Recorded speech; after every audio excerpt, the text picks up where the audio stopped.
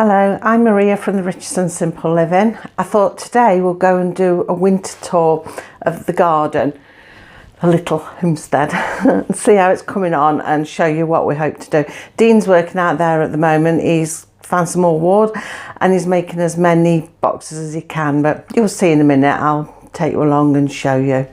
So I'll go outside.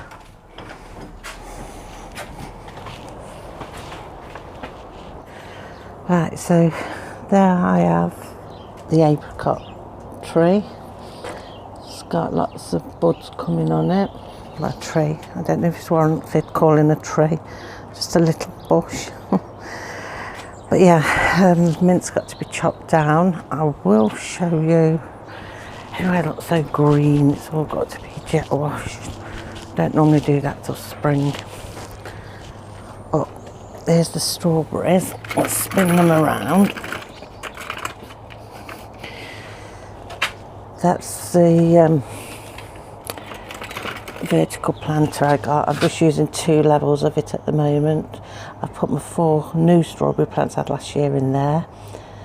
I'm hoping to take runners off them, but it won't be this year because you have to wait 2 years. So it'll be next year when I can take some off there.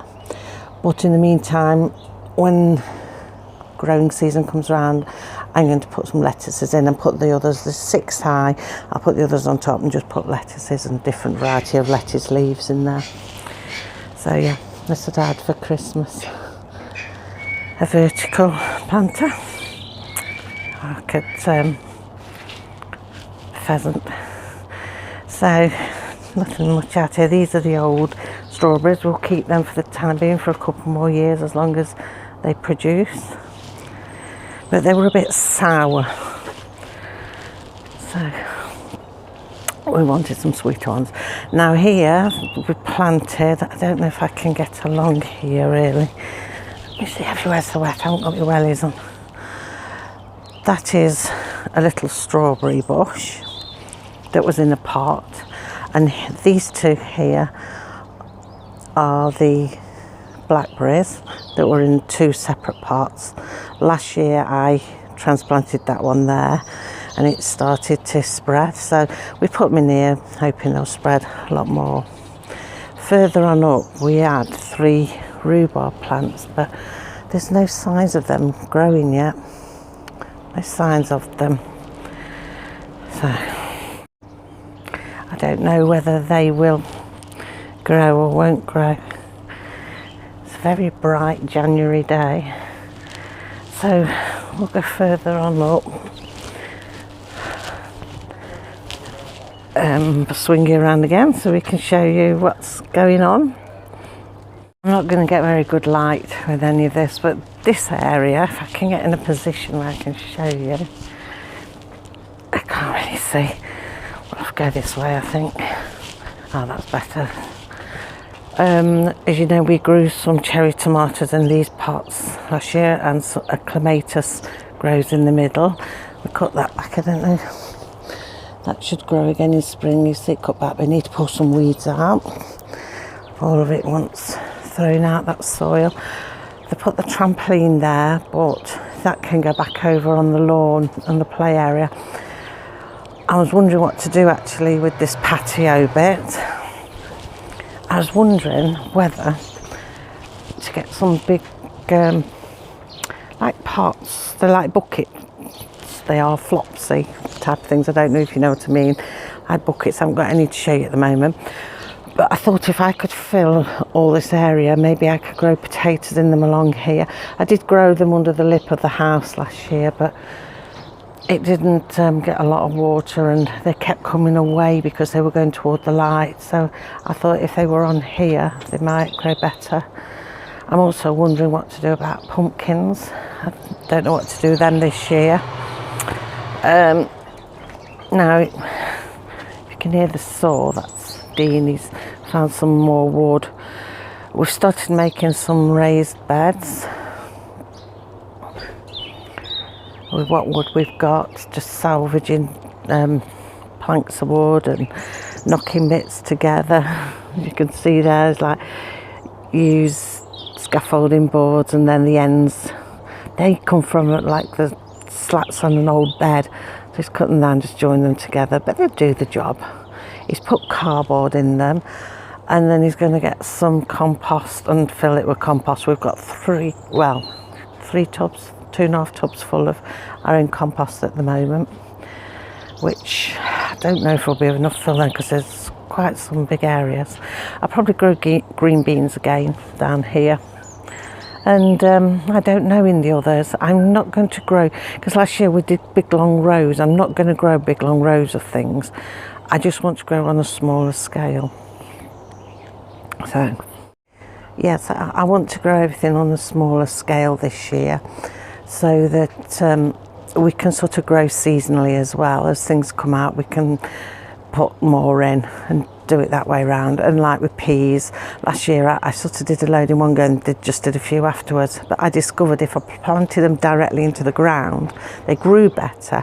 So I was thinking, oh, if I do that this year, I can do them in different time scales and sort of have an ongoing supply of peas for a good while, hopefully, because we do love peas. But yeah, as you can see, we've still got more planks stuck there. There's bits of wood, there's old bits of cardboard, and so this is our grown area, and hopefully we'll get it all done for spring, because I'm not going to start planting in the greenhouse until April this year. I decided after last year, I did it really early. I kept the greenhouse heated, everything grew, put them out. I had to buy lots of cloth and protection for them because of late frosts, and then we had a month of rain and nearly lost everything, so it was really hard work. So I put a note to oneself in my gardening book last year: do not plant anything until the 1st of April in the greenhouse. So I'm sticking to that this year, and that's what I'm going to do. So we'll have a wander up now. We'll go up here. One of my favourite areas where the animals are, or some of them. We've got the chickens and the pheasants up here. So we'll go and have a wander up here and we'll have a look what they're doing. I'll show you what they're doing. So here we've got the chickens. These are our layers, and they're very good layers as well. All through winter they've been laying, and I think there's a chicken in there, and I can see an egg, and I think there's one in there, so she's either just laid or going to lay. But yeah, we've got 4 of them. We've got 2 of the white Sussex stars and 2 of, I can't remember what they were called. Lehman Browns, was it? Something like that. These are due a clean out, but because we've been laid up, as you know, we've had the dreaded lurgy, and we're not going out till tomorrow because that's when Dean is free to go out and he's the only driver. We'll go to the farm and get all the stuff we need then and give them a good clean. Not that they're bothered, but they've got to be clean. So that's the chickens. Now, here's our pheasant, our golden pheasant. Look at the fuss he makes. Hello. And there's his partner. She's jumped down. That's his partner. Yes, he loves fuss, he loves attention. You're trying to get past me, Dean. I want to go water, but... Are you going up to the water? Me reaching then. Sorry about that, everybody. Hello. He has a lot to say for himself. You're very talkative, aren't you? I'm not sure you like the camera there, though. Just, yeah. But when I come up, normally he jumps... Oh, he's gone up. I was going to say, normally jumps up on this high perch and talks to me 10 to the dozen. But I don't know what he makes of the camera. He's not used to seeing the camera there. So, and that's his partner down there. They're a non-related pair, so I could incubate the eggs. Last year he ended about 5 eggs. Are you going past again? That's the trouble, it's not very wide along here, is it? Last year we only had, she laid about 5-ish eggs because she was just little. Hopefully this year we'll get a cluster more and perhaps have a go in our own incubator at hatching them. We'll see what happens. Then we'll see if we can sell them then if we do hatch them. Yeah, you're busy, aren't you? Now the ducks are joining in. We won't forget you.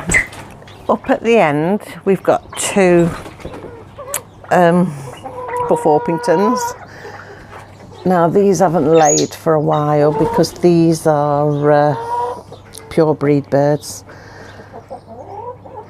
These are up here on their own because they were attacking everybody. The big birds, very territorial and stick together, and they were attacking everyone. We did have another Buff Orpington that we bred ourselves, but they killed it. So we left them on their own. We do want to sell these, but due to the avian flu crisis at the moment, we're not allowed to move the birds around, so we shan't be selling them till that's over, and then hopefully we'll sell them, and they should lay again this summer. But like I say, they don't lay a great deal because they're pure breed. And if you like meat, if you like to have meat birds, these make great table birds because of the size of them, and the cockerels are huge. So yeah, that's them.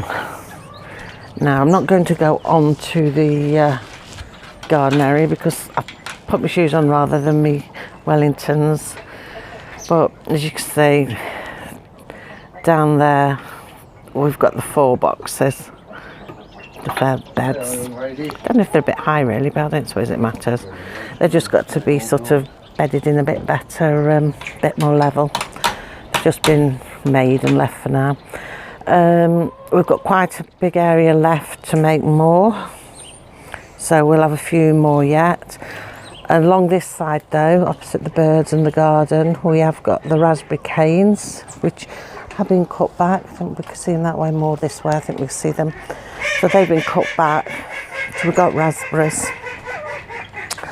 Also on the front we keep all our fruit trees. I won't go on the front today, but we've got fruit trees, we've got plums, apples, pears and cherries. I forget that we've got the cherry one.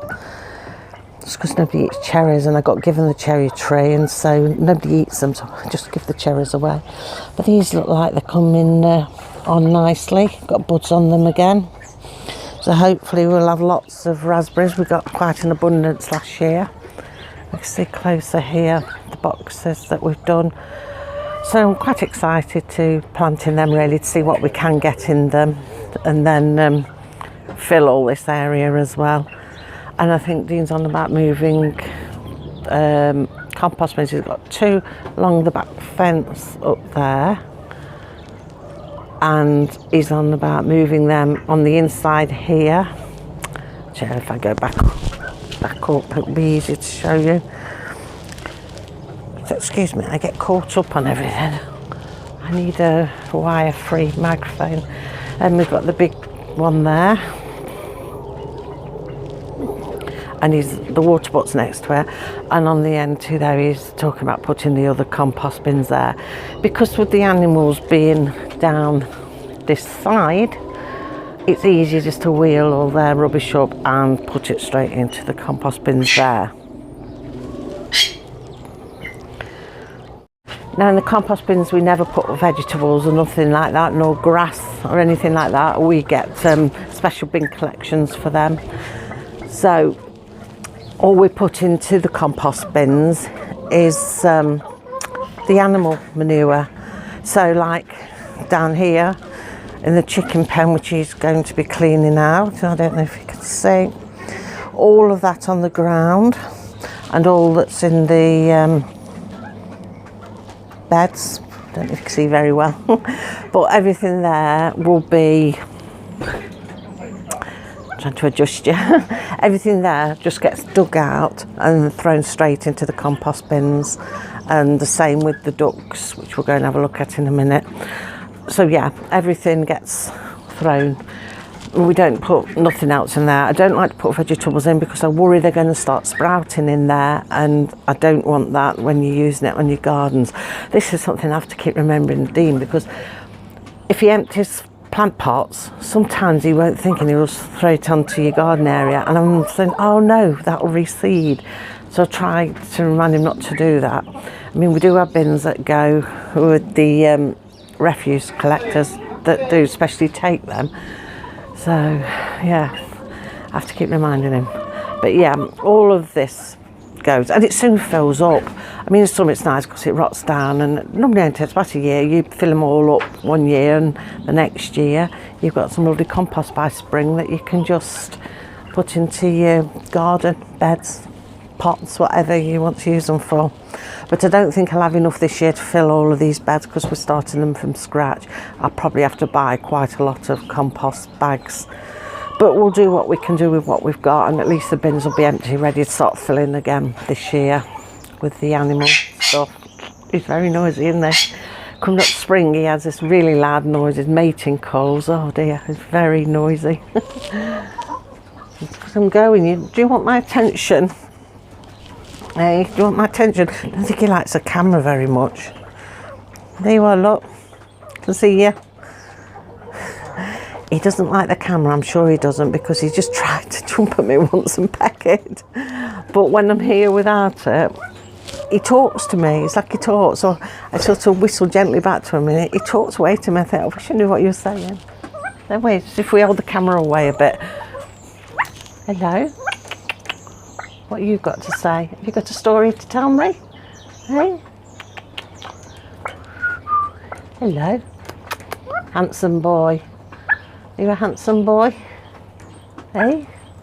You a handsome boy? Yes.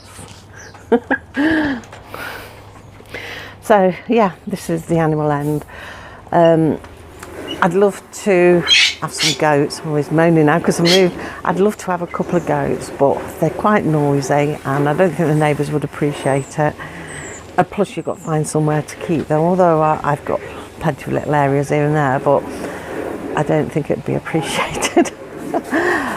Also, another thing I thought about was some rabbits. Now, we don't really eat a lot of meat and we don't use our animals for meat, so I don't know about having meat rabbits, but having some rabbits, maybe a male and female, just to get some little baby ones to sell for pets, be quite nice, providing you can sell them. This is the one thing that's a worry, you know, if you can sell them, which probably would be better off buying, having rabbits that are, you know, you can have as pets and use as meat rabbits, because there's more chance then of selling them.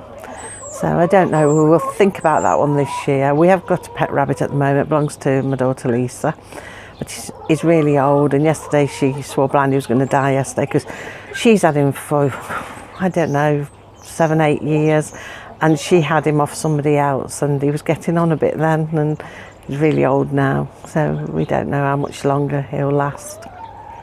So we'll go over and we'll have a look at the ducks and see what's happening at that top end.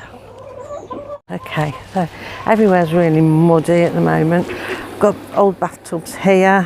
We've actually got some daffodils coming through. There's a planted daffodils in there, which I'm hoping to use as cut flowers for the graves. So that's the only one I can see really. There's lots of little footprints on there. I bet the cats have been on there. She's all right as long as it doesn't damage the flowers. But yeah, I don't know where to tread for the best. I might go round the other side actually, because I've got to be wary of the sun as well. Show you the rabbit. There he is, he's eating today. He's really old. Smokey, his name is. But you can tell by his fur, he's getting on a bit. But obviously he's not feeling too bad today because he's eating. He's always had a good appetite, but yesterday Lisa said he wasn't eating very well.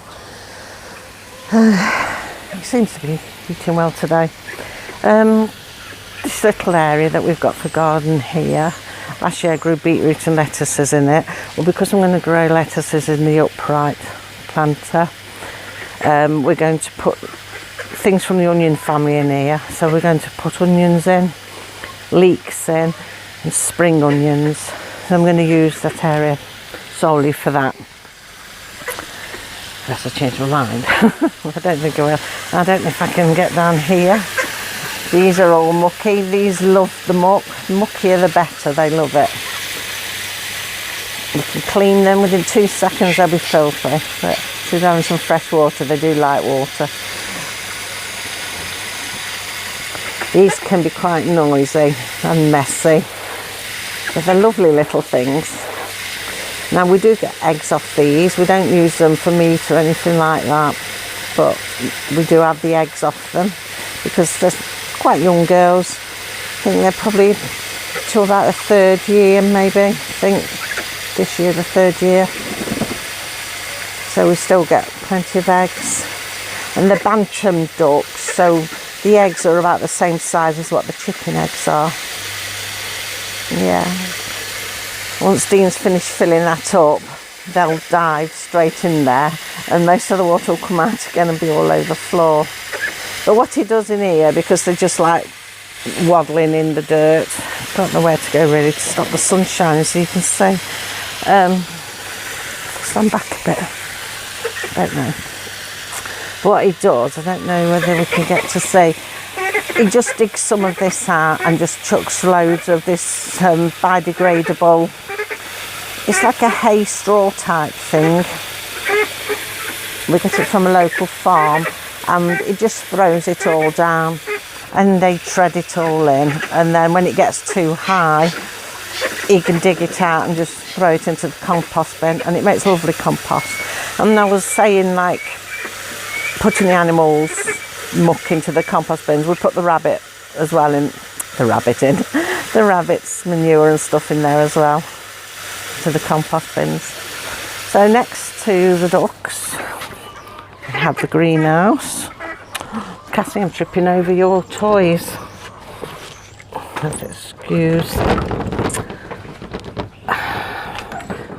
I think I'll have to learn the art of editing because we've got all sorts. It's warm in here today, actually. It feels really warm, over 20. And last night we had a frost. It's all just junk in there. I've got a bit of compost on there. That's where tomatoes and things were. They've all got to be cleaned out. Dean says this is his next job because it's filthy. The walls get filthy because it's a wooden greenhouse as well. So what he does is gets the garden vac in here, cleans it all out, and then normally he just gives it a fresh coat of stainer on the inside to protect it, because it does go like that and you've got to watch for it not rotting, because I'm watering plants. Obviously normally there's 4 tubs along here and I'm watering all the time and you're getting all the splashback and everything along the back, so you can see the difference, like from behind the shelving to as you go round where all the plants normally are. So that will have to be stained, cleaned and stained. He said that's his next job. And cleaning the fish tank out in the house. And he'll do that. And obviously need to get rid of all this old compost stuff in here. Have to put it into the bins. Got a heater. Last year I used it a lot. I don't know if I will this year because, like I say, I don't want to plant until April. Now there's the rest of the stackers. I've got 2 out, there's the other 4. He teased my daughter because my eldest daughter bought it me for Christmas, and he said, oh, only 2 came with it when he was showing her that I'd put the strawberries in. He goes, there was only 2. She's going, no, there should have been 6. He goes, well, there was only 2. And obviously the other 4 was in here and he was just teasing her. She says he's rotten. So yeah, there's the other 4 that will stack on, and I'm just going to grow some lettuce leaves and lettuces in there this year. But it is all messy. Look, it's all going to be tidied out. I have it so nice and neat in spring and everything, but now it's just like everything's been chucked in over the winter and left ready to be brought back to life in the spring. So that's it really. Tour of the little homestead on an housing estate. But yeah, this has all got to be done, and Dean's got jobs to do. He's going to do some more boxes, planters. I don't know how many we're going to get and whether we'll get enough wood to finish it all, because wood's very difficult to get at the moment. I'm hoping we do. We'll make do how we can make do, and you know, you can always get more wood when we can later, even if we have to stop planting without some of the boxes. We'll get more wood later and do them then.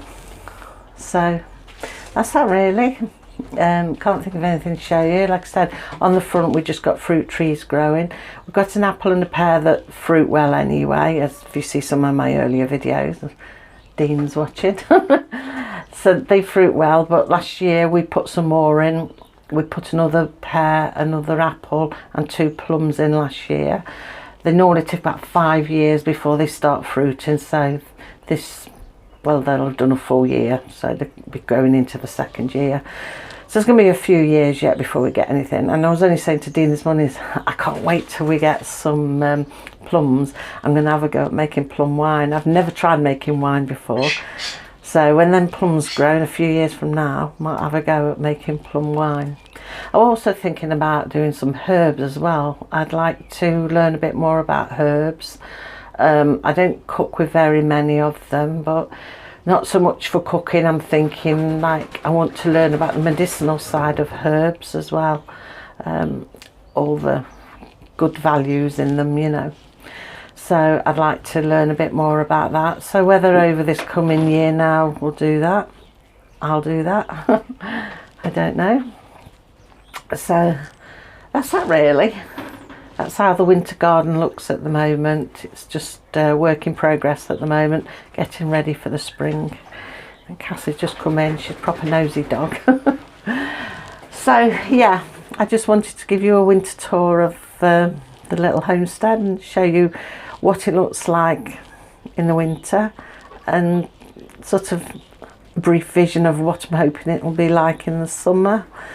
And that's it really. So I shall leave you now and I shall see you on Tuesday. So have a good weekend everybody and take care of yourselves. Bye.